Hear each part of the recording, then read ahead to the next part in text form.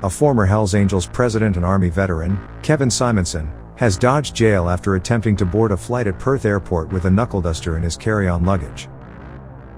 The 57-year-old bikie was stopped by airport security on the morning of January 31st, just before boarding a business-class flight to Canberra.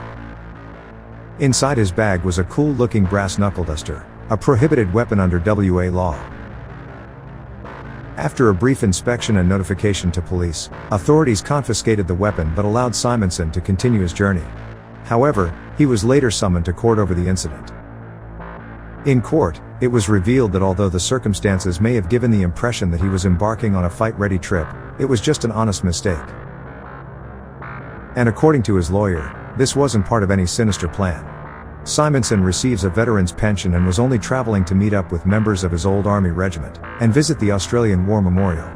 His defense argued the weapon had been bought years ago at a market, out of curiosity, and simply forgotten in his bag.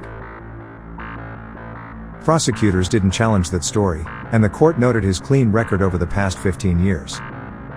However, the magistrate admitted that the incident raised concerns, especially given the timing, just before boarding an aircraft. Simonsen pleaded guilty and was fined $1,200, plus court costs, a let-off, as compared to the maximum 3 years in prison he could have faced. He dodged media questions by pretending to take a phone call outside court. But this isn't the first time Simonsen's name has made headlines. In 2023, former Hells Angels enforcer Dayne Brajkovich revealed that he was booted from the club after a violent clash, with none other than Simonsen himself. The two bikies came to blows in January 2022.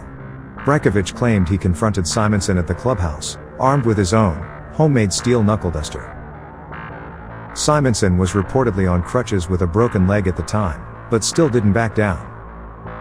He was always boasting about being ex-military and ex-SAS, Brajkovich said, before describing how the brutal confrontation ended his run with the club.